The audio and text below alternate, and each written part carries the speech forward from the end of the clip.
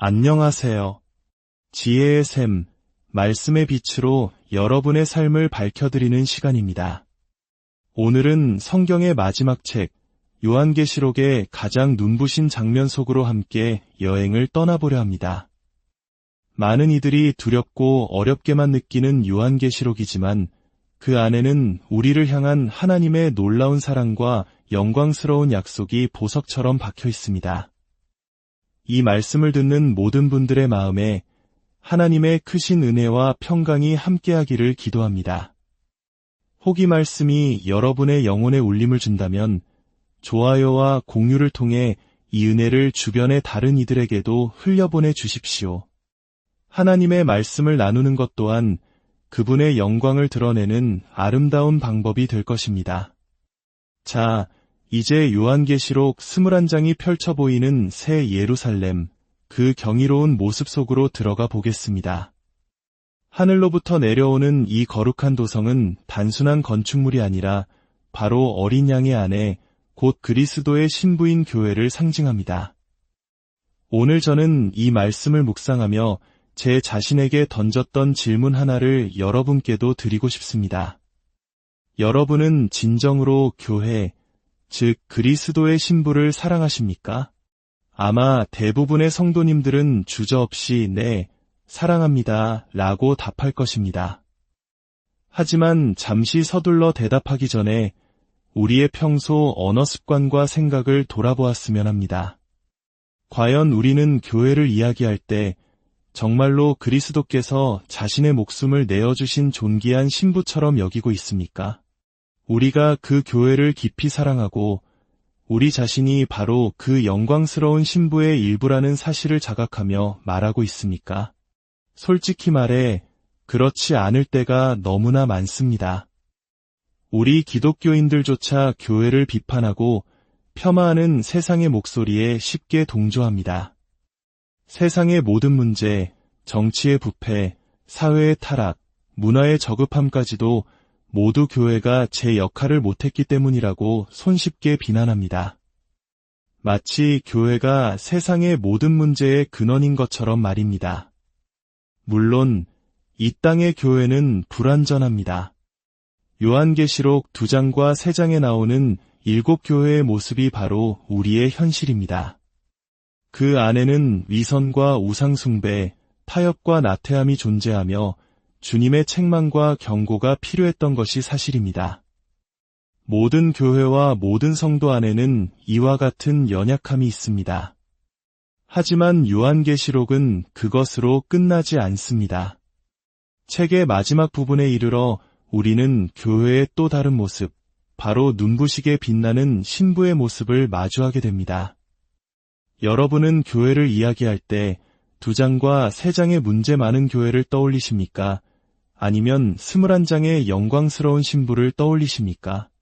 안타깝게도 우리는 대부분 전자에 머물러 있습니다. 우리는 교회가 얼마나 영광스러운지, 그리스도의 사랑을 받아 얼마나 아름다운 존재인지에 대해서는 거의 말하지 않습니다. 다른 사람의 아내에 대해서는 함부로 말하지 않으면서 우리는 감히 그리스도의 신부에 대해서는 너무나 쉽게 비판의 말을 내뱉습니다. 기억해야 합니다. 우리는 우리 자신의 아내를 비난하는 사람보다 주님의 신부를 모욕하는 자들을 향한 예수, 그리스도의 마음을 훨씬 더 두려워해야 합니다. 그렇다면 성경이 보여주는 그리스도의 신부, 그 찬란한 아름다움은 과연 어떤 모습일까요? 요한계시록 21장 9절 이하의 말씀을 통해 함께 살펴보겠습니다. 7 재앙을 담은 7 대접을 가졌던 7 천사 중 하나가 요한에게 다가와 말합니다. 이리 오라, 내가 신부 곧 어린 양의 아내를 내게 보이리라. 그리고 성령의 감동으로 요한을 크고 높은 산으로 데리고 올라가 하늘에서 하나님께로부터 내려오는 거룩한 성 예루살렘을 보여줍니다. 그 성은 하나님의 영광으로 가득 차 있고 그 빛은 지극히 귀한 보석 같고 벽옥과 수정같이 맑았습니다. 성에는 12 기초석 위에 어린 양의 12 사도의 이름이 기록되어 있고 12문에는 이스라엘 자손 12지파의 이름이 새겨져 있습니다. 성벽은 벽옥으로 쌓였고 그 성은 맑은 유리 같은 순금으로 되어 있습니다. 성의 기초석들은 각색 보석으로 꾸며져 있고 12문은 12진주로 되어 있으며 성의 길은 맑은 유리 같은 순금이었습니다. 이 장엄한 묘사를 어떻게 이해해야 할까요? 어떤 이들은 이 새 예루살렘을 문자 그대로 해석하여 우리가 미래에 거주할 실제 도시라고 주장합니다. 도시의 크기를 계산하여 수십억 명을 수용할 수 있다고 설명하기도 합니다. 하지만 우리는 이것을 상징적으로 이해해야 합니다. 첫째, 요한계시록 자체가 상징과 환상으로 가득한 묵시문학이기 때문입니다. 둘째, 12, 144, 12,000과 같이 12의 배수가 반복적으로 사용되는 것은 하나님의 백성의 완전함과 충만함을 상징합니다. 셋째, 무엇보다 천사가 어린 양의 아내인 신부를 보여주겠다고 말한 뒤에 이 도시를 보여주었다는 사실이 가장 중요합니다. 성경 전체에서 그리스도의 신부는 물리적인 도시가 아니라 바로 교회, 즉 성도들의 공동체임을 분명히 하고 있기 때문입니다. 에베소서 5장은 남편과 아내의 관계가 그리스도와 교회의 관계를 보여주는 그림자라고 말씀합니다. 따라서 이 새 예루살렘의 모습은 문자 그대로의 건축 설명서가 아니라 그리스도의 신부인 교회가 지닌 영적인 아름다움과 영광을 보여주는 한 폭의 그림입니다. 그렇다면 이 그림은 우리에게 무엇을 말해줄까요? 첫째, 신부의 아름다움은 하나님의 사랑을 반영합니다. 요한계시록 17장에는 큰 음녀 바벨론이 등장합니다. 그녀는 광야에 앉아 짐승에게 이용당하다가 결국 멸망합니다. 하지만 21장의 신부는 높은 산 위에 있으며 어린 양의 아내가 되어 영원한 사랑과 존귀함을 받습니다. 이 극명한 대조는 자신의 백성을 향한 하나님의 무한한 사랑을 보여줍니다. 에베소서 5장에서 말씀하듯 그리스도께서는 교회를 사랑하시고 그 교회를 위하여 자신을 주셨습니다. 흠이나 주름 잡힌 것이 없이 거룩하고 영광스러운 교회로 세우기 위함이었습니다. 신부가 아름다운 이유는 신랑의 지극한 사랑을 받기 때문입니다. 바로 그 사랑이 신부를 빛나게 하는 근원입니다. 둘째, 신부의 아름다움은 하나님의 영광을 반영합니다. 본문은 새 예루살렘이 하나님의 영광을 가졌다고 말합니다. 교회의 영광은 스스로 만들어낸 것이 아닙니다. 그것은 마치 달이 태양빛을 반사하여 밤하늘을 밝히듯 하나님의 영광을 반사하여 나타나는 빛입니다. 우리는 본질적으로 영광스러운 존재가 아니지만 우리 안에 거하시는 하나님으로 인해 우리를 통해 그분의 영광이 드러나는 것입니다.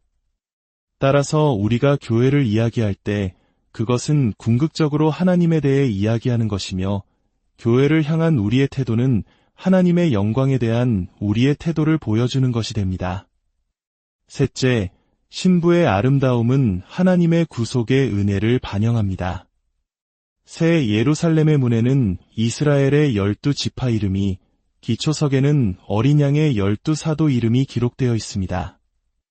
이것은 구약의 하나님의 백성과 신약의 하나님의 백성이 분리된 존재가 아니라 그리스도 안에서 하나의 완전한 공동체를 이룬다는 것을 보여줍니다.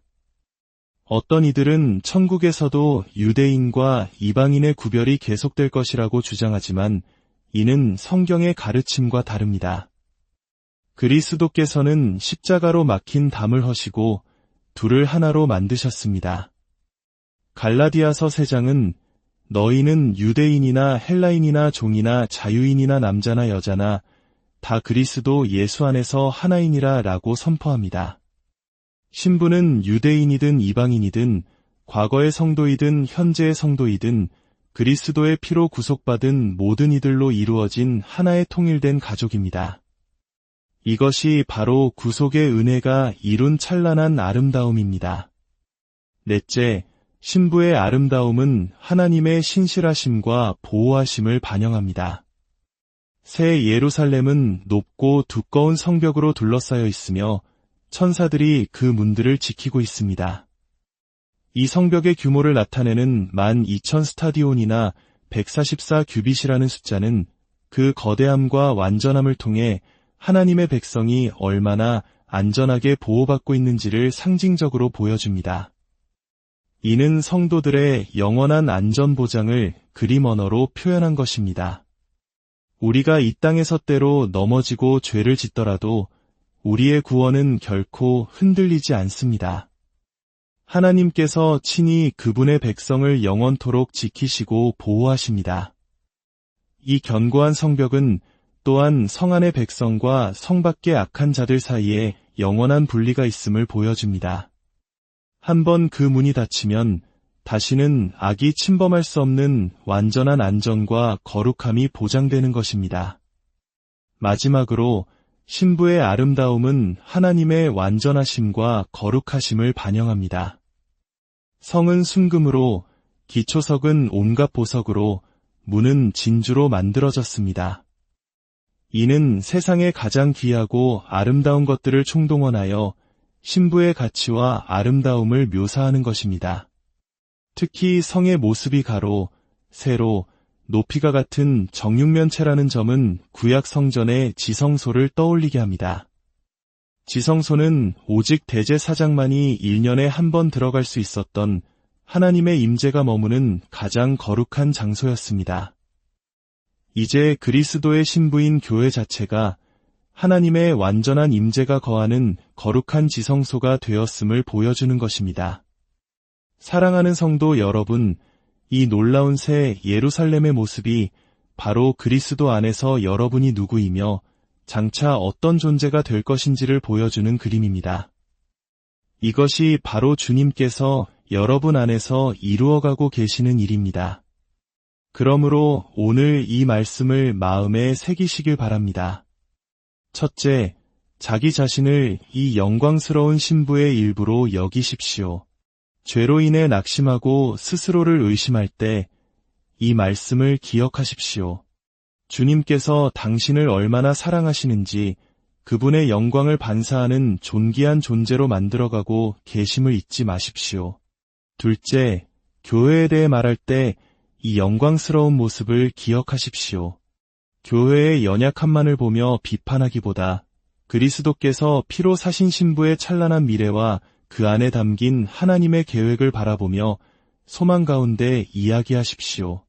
셋째, 교회 안에서 부족함을 발견할 때 우리가 아닌 나 자신에게서부터 시작하십시오. 교회가 왜 이러는가라고 비판하기 전에 나는 그리스도의 신부의 일원으로서 어떻게 살아야 하는가를 먼저 자신에게 물으십시오.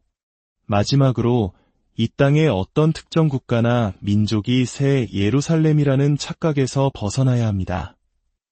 새 예루살렘은 모든 민족과 방언과 백성과 나라 가운데서 부르심을 받은 자들로 이루어진 초국가적이고 초월적인 하나님의 가족입니다. 여러분은 지금 어디에 서 있습니까?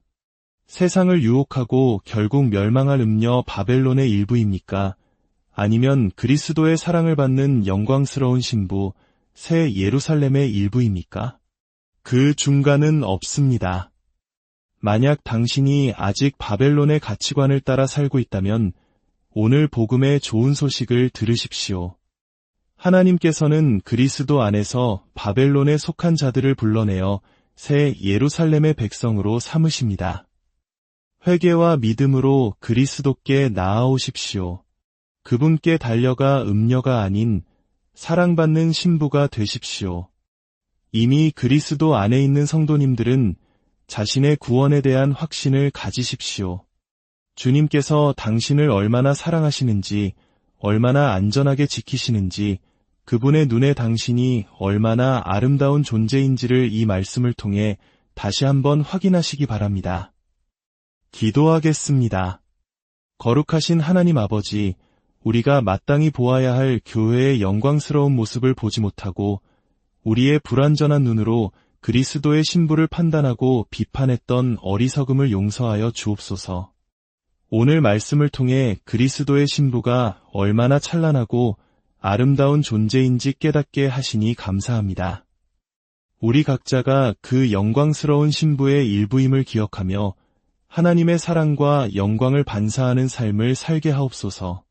구원의 확신이 흔들리는 성도들에게는 이 견고한 성벽의 그림을 통해 영원한 안전을 확신하게 하시고, 아직 주님을 모르는 이들에게는 바벨론에서 나와 새 예루살렘으로 들어오는 은혜를 베풀어 주옵소서. 우리를 사랑하시고 아름답게 빚어가시는 우리 주 예수 그리스도의 이름으로 기도합니다.